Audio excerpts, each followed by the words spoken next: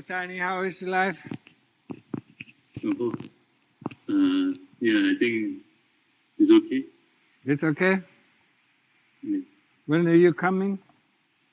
For October. What? No. October? In October. Yeah, that's a very short trip first. Very short trip. Yeah. You just come to Bangkok without telling me, huh?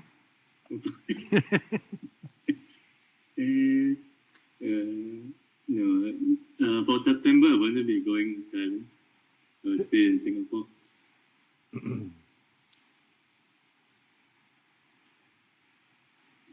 So at the moment it is a little bit noisy. A big thunderstorm, yeah, or tropical storm comes through, yeah. So let's wrap it up. Ask the questions. Okay. So anyone with questions, can you raise your hand? Yeah, Rohan. We can't hear you.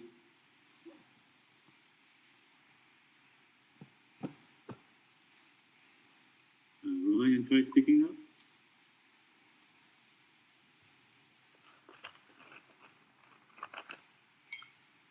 Yes. Can you hear me now? Yes. Better? Now it's okay. Yeah. Okay. Yeah? But now I can hear you. What? Can you hear me now? Yes, yes. Okay, it's fine. Okay, yeah, that's good. Yeah. Okay. So, Ajahn, I wanted to ask you about, well, first thing, I'm having lots of muscle spasms lately. I don't know, I'm being more aware of them, or it's just happening due to, I want to know if it's physical or it's mental thing. Because I'm getting more and more aware of little spasms everywhere. Or maybe it's a body thing, I don't know. When? In the back, like in the back muscle or hand spasms. Just staying, when I'm sitting, I'm not doing anything, and I'm really, when I'm focusing on my breath or something, just staying grounded, that happens at that time. And when you just do nothing concerning meditation, then it doesn't happen, or? Yes, if I'm busy with something, then it doesn't happen. But if I'm focusing on my mind, or even just sitting and thinking about something, then it happens. It's like I feel my body shaking. Tremors is kind of. Well, you have to investigate it more. It can be both. It can be the body, but it's probably the mind. Yeah, the chitta. Yeah, I mean, see if you can calm down the chitta. Yeah, to a point where there are no more thoughts, no more memories. Yeah, if there is still this spasm, then it is bodily. Yeah. But normally it is, it is mentally induced, yeah. Find out, and also find out, yeah, exactly when or what happens before the spasm occurs. Okay. Yeah. I notice it happens more in public setting. It happens. If I'm in public and if I'm around public, and when I'm not alone, when I'm alone, it doesn't really happen that much.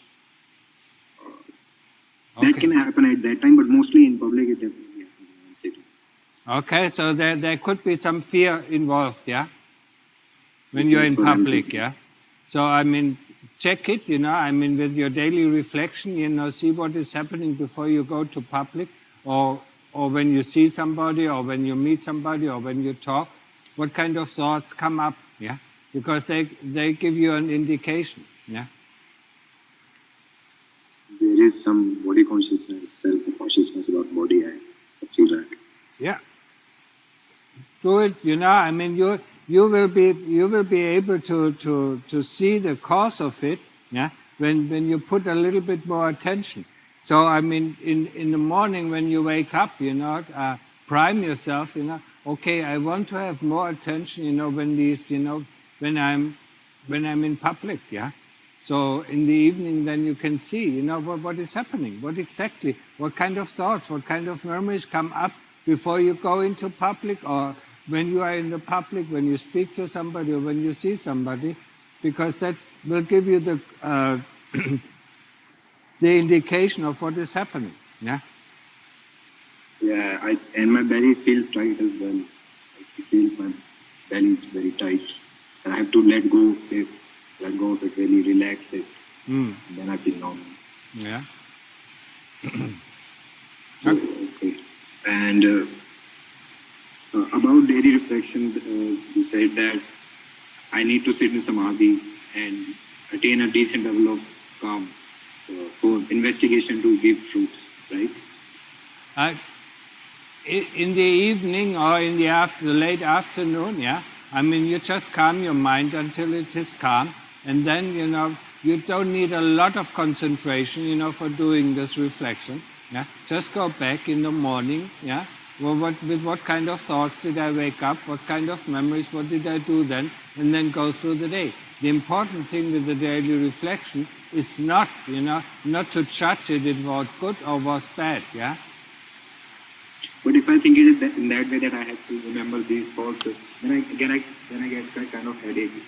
That I have to remember what came before that, what came after that. This kind of linear thinking really hurts my head. I feel like it makes the practice very dreary for me. It makes what? Dreary, practice very dreary. Like I feel very heavy in my head. Yes, because there is something that the kilesas don't like, So, it doesn't matter, I mean, do it, I mean, if you can't remember, just skip to the next thing, Don't wait too long, What did I do then? Can't remember, what is the next thing I can remember, and then remember, Just go like this, Okay, so in morning I'm doing right now 30 minutes meditation and evening 30 minutes. Not really evening, but afternoon after I come from college. And also extend your meditation in the morning to at least 45 minutes, and in the afternoon also to 45 minutes. And after that 45 minutes, just go through the day, and whatever you can remember, that's fine. If you can't remember, that's okay. Just tell yourself, okay, let me be, you know the situation, let me be more aware in the situation,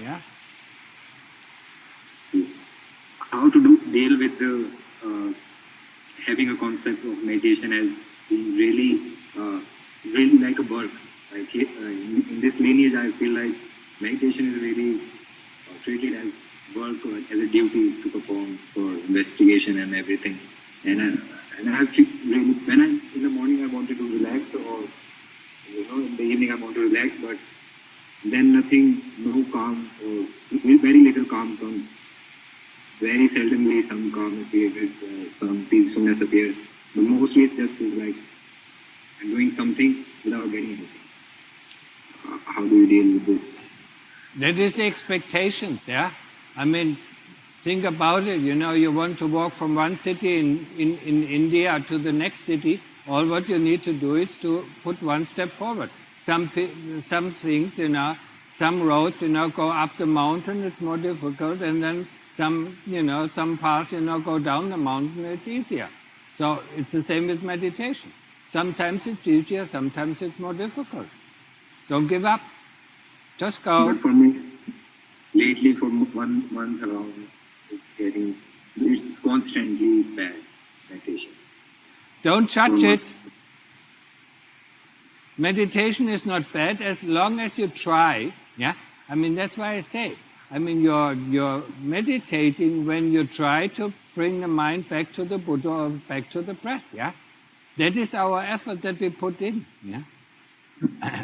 So I mean, it's not bad as long as you do this. As long as you try to bring the mind back to the Buddha or back to the breath, I mean, your meditation is good. There's nothing bad, in meditation. It's just the kilesas tell us, it's so bad, it's so difficult, and there's no purpose in it, there's no effect on it, just give it up. That is the kilesas talking. That's not I the just end up Dhamma. sweating. What? I just end up sweating at the end of the session. Really annoys me. Like I'm all full of sweat and I didn't get anything. This is what my brain tells me. Yeah, but who is telling you you don't get anything? It's a kilesa. They want you to give up, and the more they try to want you to give up, I mean, the more interesting the things that will happen in meditation. Yeah, you can see it. Yeah, I mean, they try to prevent you from seeing something that is important. Yeah, and that's probably why you're sweating. Yeah.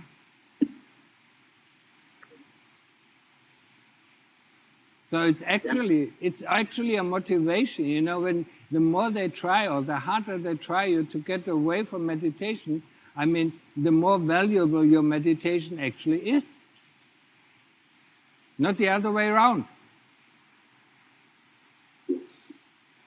And another thing is, which is really specific with I have very specific pain in the area of my mouth, in my face. And it happens very frequently during the day. There are some days when it doesn't happen, but most days this is happening. And it's been happening since a lot of time, like from years, 2-3 years, I guess. And I don't know if it's anxiety, if it's stress, if I'm holding something inside me, because I've consulted my dentist as well. He said it's just your brain. There's nothing physically wrong. I've had my CT scan done and everything. And I just feel very tight in my mouth area. I do feel that it happens when I'm around public as well. When I'm self-conscious, I've noticed that. I don't know how to investigate this. I don't know what kind of questions should I ask. I don't really have no clue what to do with this. And it's really giving me a lot of suffering. Okay, relax, yeah. What you can do is, I mean, you go through the body. Have you ever heard of the point-to-point method? Where you put your attention on one point, on the head, and then from point to point to point to point, and then I mean, just get the sensation, and then you will see, there are points, where there's some stress, or there's some thing. Then you try to relax it, I mean, close your eyes and think about it. Okay, relax my shoulder. Okay, and you relax it, or relax this, or relax that muscle. I mean, you have the power. The mind has the power over the body. It can relax it. So go through the body, point by point method. I mean, you find it. You find it online. How they teach it. And relax the body, and then go into meditation after that. For how long should I do this point? No, I mean I mean, in the beginning it takes longer, in the end, it is 15 or 20 minutes, Just have to go to the points where it's tight. All of the body, go through all the points of the body, Like my brows, eyebrows, neck, shoulder, right? Yeah, you can do that like this, these are big points, but you can do that in the beginning. The top of the head, the side of the head, the side of the head, and relax it, And then the face, or the eyes, and the nose, and the mouth, and the chin, Relax it, the back of the head, and then go to the neck, and then go to the left shoulder, right shoulder, the upper arm, lower arm, You can do it like this, or then later on, just a point, point the size of a coin, And then just go to this point, and then you see if there are some tensions or not. If there are tensions, then relax it, and you feel really good about it. Okay, so you can do it also in the evening, before you go to sleep. Start with the head and go to the feet, I mean, will this cure this problem? Or it's a temporary solution? I mean, it is a temporary solution, but what you will find out is, I mean, what is behind the tension in certain different areas, The moment you go to the tension, And if you have sati, I mean, you will find out what is causing this trouble. Yeah, not the first time, but after a while. Yeah. Okay. Because if you go to a point of tension, you might feel some anxiety, you might feel some fear, or or something else. Yeah. Okay. And about investigation, if I want to investigate this, what kind of questions? I mean, I don't understand the kind of thing you do. My brain stops answering question when I do this. I feel like I'm doing my imagination or test. Whatever my imagination tells me, I do this. Yeah, I mean, at the moment, forget about body investigation. Yeah. So I mean, at the moment, you just have to ask yourself, what kind of memories, what kind of thoughts came up, what did I do? That's all. Yeah. Or in a case, what came, when you see anger comes up, what came before? Or lust comes up, what came before this and what came before that? Just these questions. Yeah. Okay.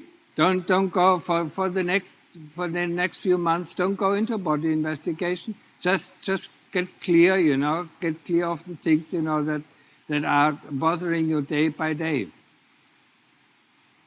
Yes, even right now I'm talking to you, I'm feeling this pain. Feeling what? I'm Feeling having pain. the same pain right now as I'm talking to you. Yeah. That's the pain the kilesas produce. Yeah. They don't want to hear certain things, and that's why pain comes up or other things come up. Yeah? Okay? And let me see. Yes, so when I talked this to you about before as well, when a certain situation comes up which induces anxiety or induces fear, should I embrace it with mindfulness, with sati, or instead do a suva practice? No. At the moment, you're talking about lust. Yes, of course. Yes. Yeah, yeah. Then you can do. Just have a Or body picture ready. consciousness as well. Yeah, just have a picture ready. And then replace the image that you see with the picture in your mind. Okay. But when I do this, even if I do practice a lot, like having some certain pictures, remembering certain pictures, Yeah. and if you fall for these temptations, Yeah. why does it happen that you immediately lose all your progress and immediately you are remove all like these things doesn't work anymore? You have to find new pictures, or you have to find something more disgusting, revealing, so for the asura to work. Why is it like that? Because the kilesas don't fall for the tricks, too often. Yeah. So you have to change the pictures, Yeah. It's the same thing, I mean, you see the same picture. Yeah? I mean, people who are married for 5 years, they see their wife, and all the excitement has gone. Yeah. They need something new. Yeah. We constantly need something new. And that's why, that's why these new smartphones are so enticing. Because we constantly see something new. We constantly get distracted by it. Yeah. So just change the picture. Yeah. Okay. And finally, last thing is, how do I know if I'm going anywhere in my Dhamma practice? What? How do you? How do I know if I'm going anywhere, progressing, or just going in the right path? Oh, only after a while, after a few months, or after a year, you will see there's some reduction, of greed and hatred. Yeah. You don't see the progress, instantly. You see it over time. Yeah. When I look back, I mean, when I was practicing, super practice, I did that for 7 years without seeing anything. I just go on practicing, and sooner or later you will see the end of the tunnel. Don't Did worry you too ever much. feel hopelessness during that time that you're not getting anything, you're not getting anywhere? Then I just ask myself, I mean, you want to be born again, I need some motivation, yeah. No, just go the path, yeah. Yes, this really hopelessness I did not feel. But there was some dissatisfaction, coming up. Yeah? So forget about it.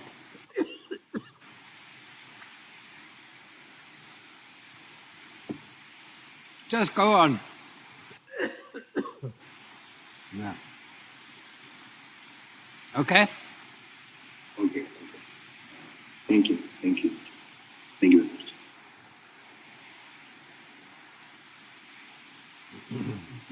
Next, can you ask a question? Can I want to ask some questions. So for body investigation, right? When I start to cut the body, I can actually also look at the looseness of the body, like looking at the cut wound and like how the muscles look like and how the blood flows out. It's okay, right? Or actually it's too much. I should just focus on cutting of the body and not at the details. I mean, yes, you can look at the detail, yeah, but it should be, there should be some feeling of disgust coming up afterwards you do it. Okay. Yeah. If it's just playing, we can play with the body, for a whole time, and especially I mean, every inch of the body inside, outside, it doesn't disturb your mind, yeah. So you have to make the pictures, that is something disturbing, yeah. While you do the practice, it's not disturbing, but afterwards you feel some unease coming up, yeah, or sometimes some anger coming up.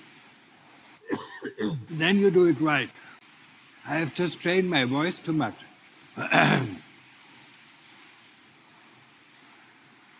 Because of the rate. So, you understand? So actually what happens is, now I've been doing my breath meditation as my daily homework and reflection.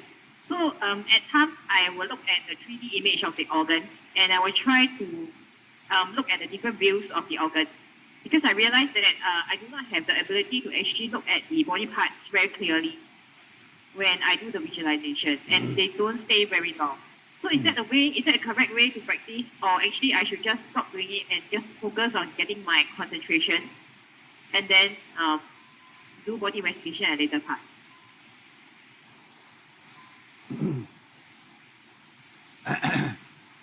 Do it, yeah, I mean, do body investigation maybe for 30 minutes or per day, yeah, but don't do it too much, yeah, and focus on the image, yeah.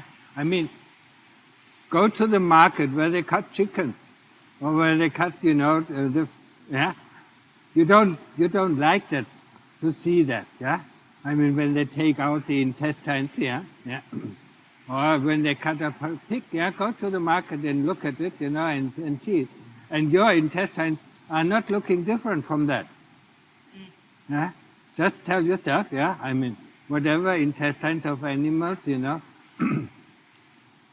look just the same as ours, yeah? Okay? Okay, I'll go and try that. That's all. Thank you.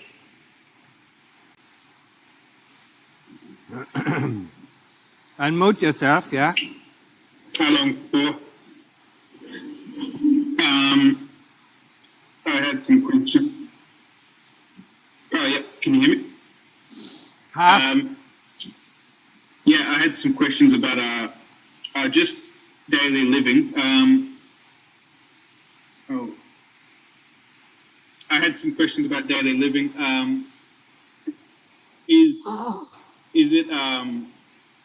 it better to tolerate when there's other people's noises, or is it better to make like gentle requests to people to keep it down so I can practice my meditation?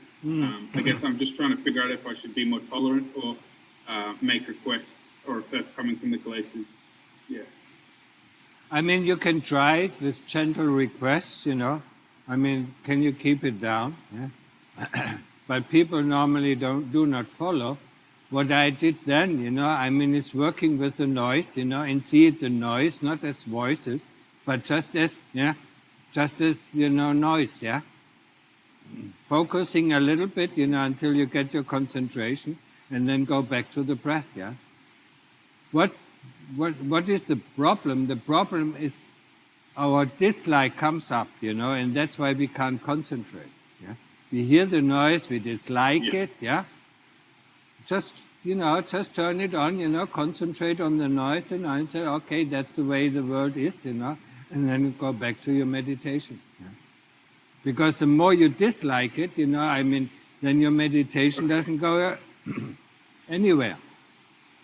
But of course, you can ask the people around, you know, to keep it down. Yeah.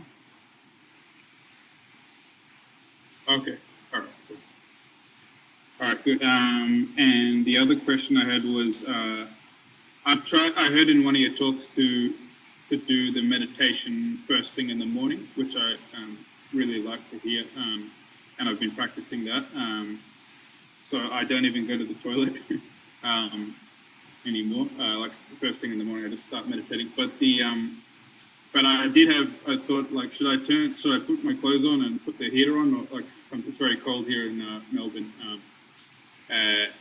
So I'm not sure about that because it might be distracting if I'm cold, but then I wasn't sure if it was a glacier and I should ignore that. It really doesn't matter. Just put a blanket over your body. Yeah. Okay. Yeah. Yeah. All right. Yeah. And one other question I had. I did a lot of meditation on the weekend, and I experienced some, I guess, kind of pleasure, or maybe like a blissful kind of feeling. I think it happened because I was concentrating on my breath. At one point, someone said hello to me in real life, and that kind of like snapped me out. So I had to kind of like open my eyes and say hello. But I'm not sure if that was how you talk about upachara samadhi, or if that's something just maybe some basic piti, or yeah, I'm just wondering what that was. It could be the entrance, you know. I mean, that you just open the door, you know, to upachara samadhi, and so some nice, you know, nice feelings come up. When this happens again, keep on your breath or keep on the Buddha. Disregard the feeling. What is happening, you know, if you concentrate on the breath or on the Buddha, I mean, that feeling becomes stronger. The moment you switch your attention to the feeling becomes weaker, yeah, because you do not your concentration practice, yeah. I mean, these feelings are a result of your concentration practice, yeah. If you understand that, you know, I mean, it's easier to deal with it. Thank you. That's all. Okay. Hello, Lumpo. Can you hear me? Yeah, I can hear you. Hello, Lumpo. I'm really excited to see you. I wanted to ask you something. This morning, well, it's still night here anyway, but I woke up I was dreaming, like having really heavy dreams. And I was dreaming that I was being cheating with the wife of, there's a couple that I actually know in real life. I dreamt that I was cheating on them, but I was, I was being dealing with the wife of this person. But then, it felt so real. And I woke up and I felt this remorse and this dukkha and this harsh feeling. And I thought to myself, well, this is not real. It's just a dream. Why am I feeling this? So then I woke up, I stood up and sat down to meditate. I kind of like was watching what I was feeling, the feeling, like sit down, kind of like Vipassana style, kind of like watching it. he kept on going really strong. So then I decided to go, focus on the breath and calm down. Then I started to feel the dukkha of the sitting, of course, the physical dukkha. Then it was all dukkha. But then it came to a point that I was able to calm down and everything felt distant. So at that time, I decided to bring back the feeling and investigate. And it kind of like diminished, but it kept on going. Actually, it's still in there. It's lower, but it's still in there. So I wonder, is this something, something that I did some other lives? Or so why is it so strong? And I was not able to address it with meditation. The first thing that you will do is, when you wake up in the morning, you forget about all the dreams. You just take a nice picture, have it in mind, or just do your Buddha meditation. The more you remember this dream, the more difficult to let go of it.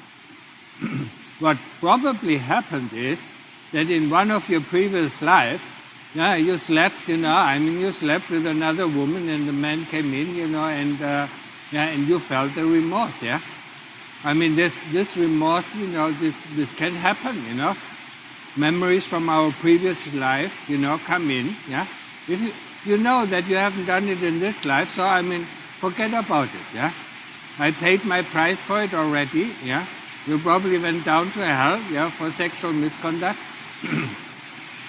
And now the memory comes up. Forget about it. It's not important.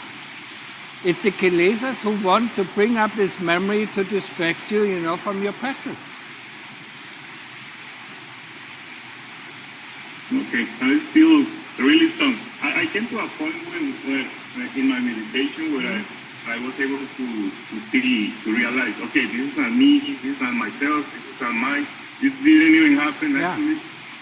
But but the pain was there, and it's still there, but it was diminished. It can be these kind of, it's sort of a lucid dream. These kind of lucid dreams can be very heavy, So realize it, okay, say, in the past I did wrong, may people forgive me for that, but I already paid my price for it, so let's forget about it.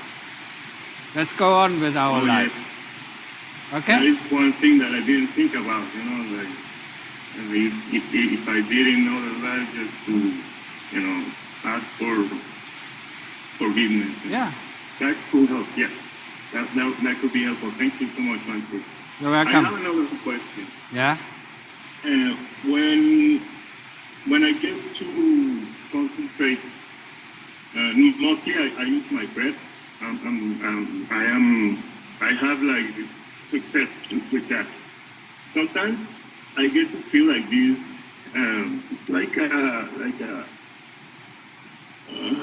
It's like a chirping, kind of like a cricket chirping, but it becomes metallic. And then I notice that it's in rhythm with my heartbeat. So sometimes I focus on that, and it kind of like gives me relaxation. Do you think is that okay, or should I just keep on my breath and disregard that? Keep on it for a while, but then return back to the breath, it's a distraction, Oh. Just know it's a distraction, If you can't get it out of your mind, then concentrate on it, And maybe, in order so that it doesn't come back, feel the dukkha of it. In the beginning, you see only the sukha because it's nice, it feels relaxing, and you know it, But see the dukkha in it. Because each thing, each experience has sukha and dukkha. And we only see one thing, So you only see the sukha, the happiness, the pleasantness of it, Now, see the opposite, see the dukkha in it, And then the thing doesn't come up anymore. Okay. Okay? All right. Thank you, Mansi.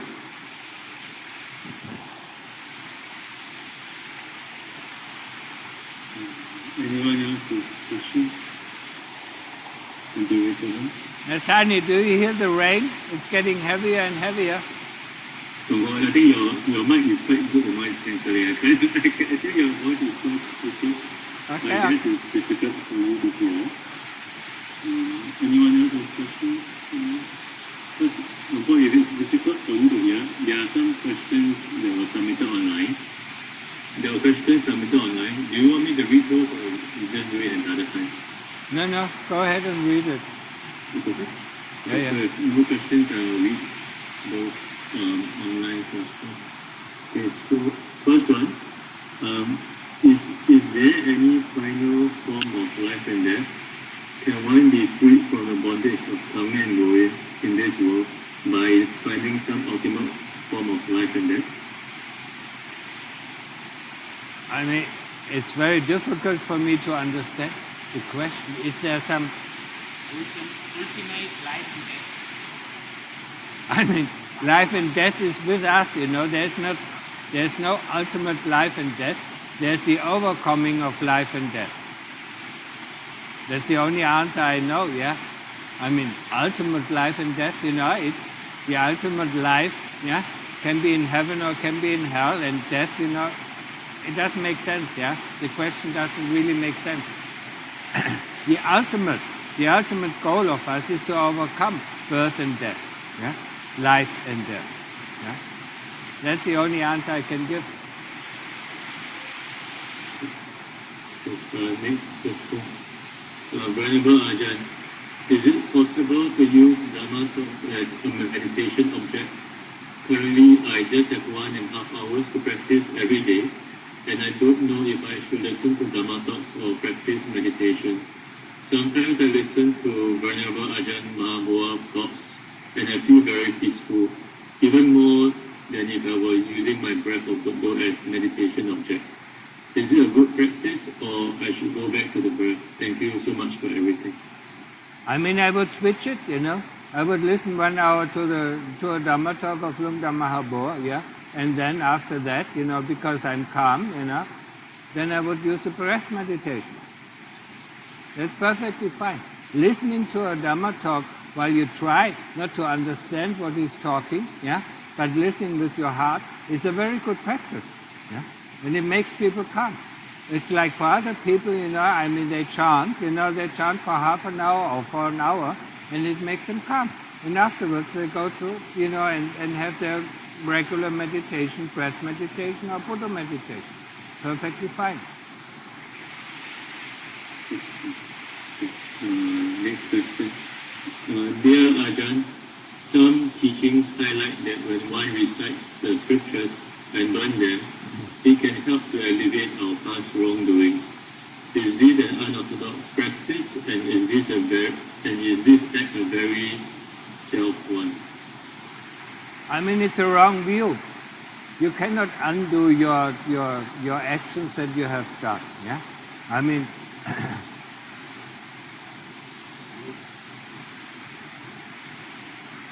reading suttas, it's fine. Yeah, reading Dhamma, it's fine. But confine yourself, the teaching of the Lord Buddha itself. Yeah, or people, like Lumda Mahaboa. Yeah, they are famous. Yeah. Famous arahants, yeah? Read these books, it's okay, yeah? It gives us some calm, yeah? But you cannot undo things that you have done. That's wrong view, okay? When we practice any religion, our intention is to have more merits and reduce suffering. Is this also a very self-act? Repeat the question.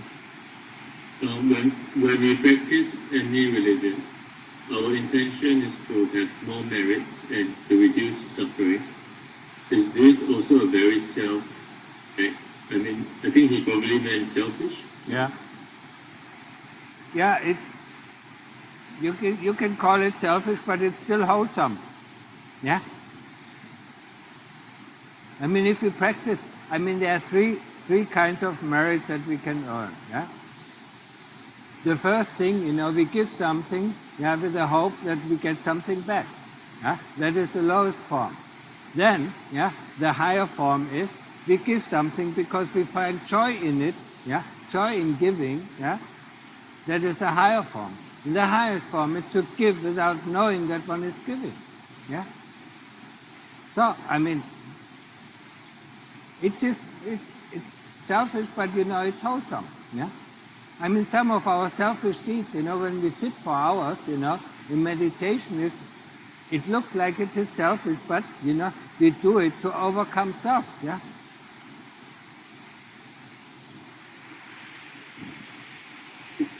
Next question. Dear Ajahn, I am able to recite the mantra Buddha fairly well in my meditation, and throughout the day, it has become a natural place for my mind to rest, and I can stay with it without much effort. However, I have not yet developed jhana or deep samadhi, probably only excess concentration. I am eager to progress to body contemplation, but I am unsure how best to balance this. Would you recommend adding a few sessions of body contemplation each day, or should I focus solely on developing deeper samadhi with Buddha until it is firmly established? To get into apana or deep samadhi, it is very, very difficult. You have to practice, 12, 16 or 18 hours a day, just concentration. So forget about it, What I suggest is, that for the next 3 or 6 months, every day he does half an hour of contemplation, body contemplation, Just do half an hour, that's enough, And then, after half a year, you can do 1 hour, And as long as your concentration is good, you can do more.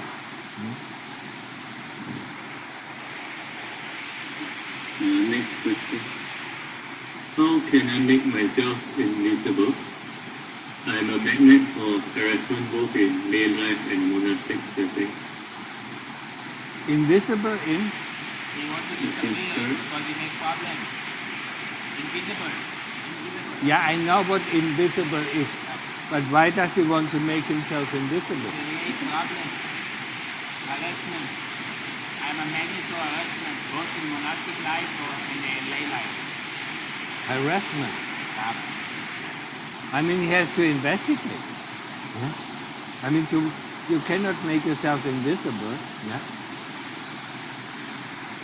You have to, You have to investigate, The certain things that you don't like, what you don't like, why you don't like it, and what kind of signals you send to other people that they harass you. This is investigation. You should do the investigation in the evening and go through the day and see what is happening. What kind of thoughts are coming up, what kind of memories are coming up, Making yourself invisible is not solving the problem. Solving the problem is through investigation and to uncover the roots and root the problems out, Then it doesn't matter what people say or what people do, you just feel free.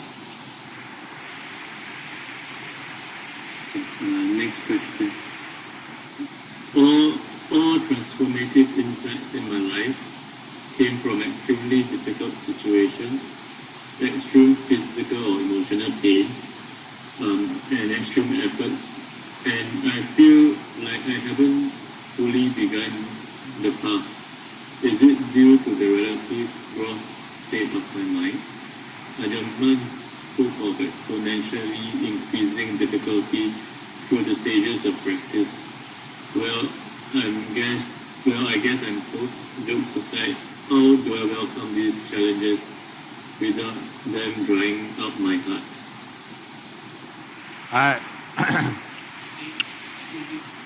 What? It will be more difficult in the future, but it's very difficult now. So how can I do it without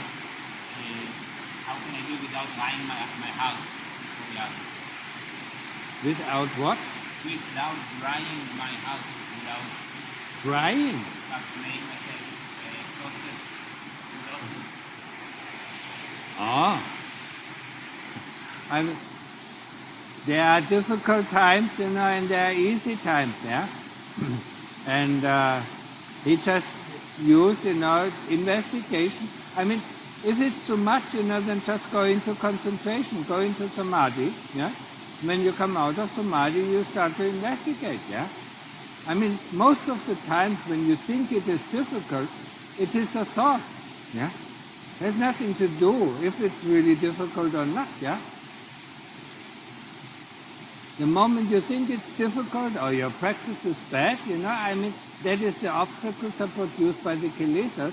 It might not be even difficult. Yeah?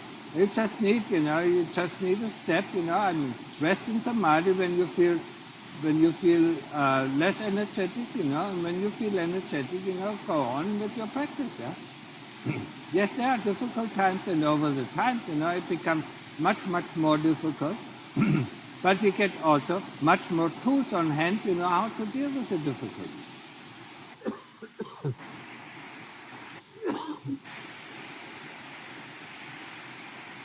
Okay, Longpa, this is the last question.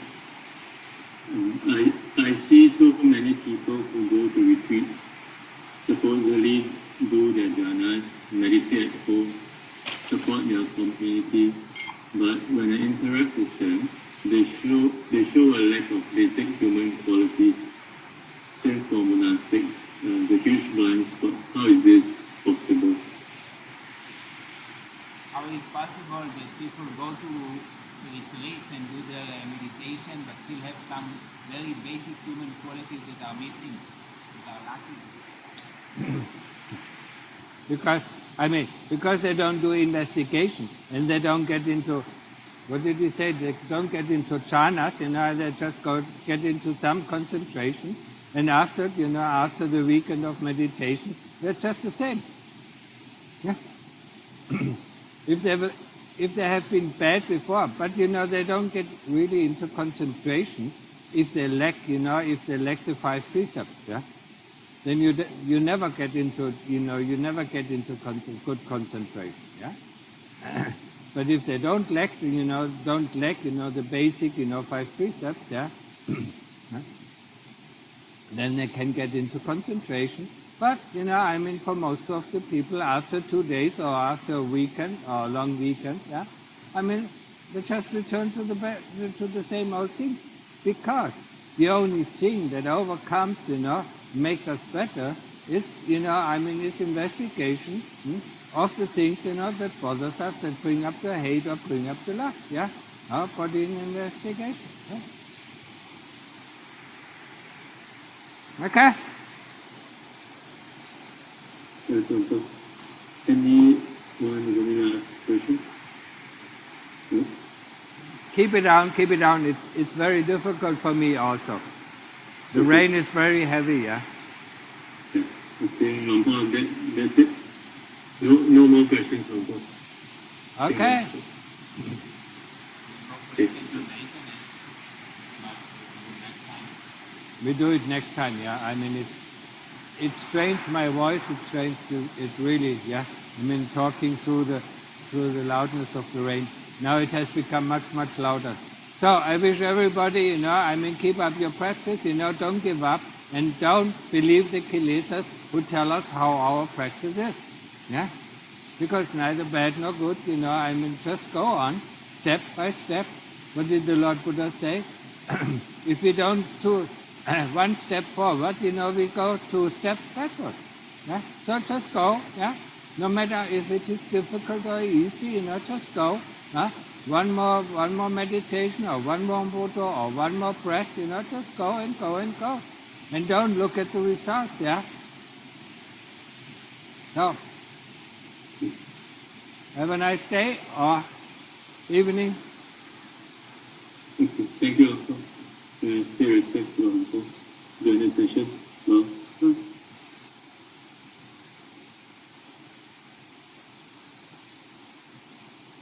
okay. Thank you, Longpa. Thanks, everyone. For the session today. Okay, bye-bye. Okay. Thank you. Bye-bye.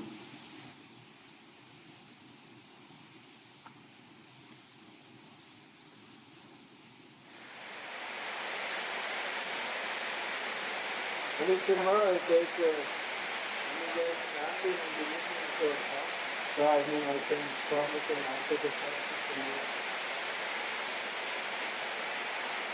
If it's okay.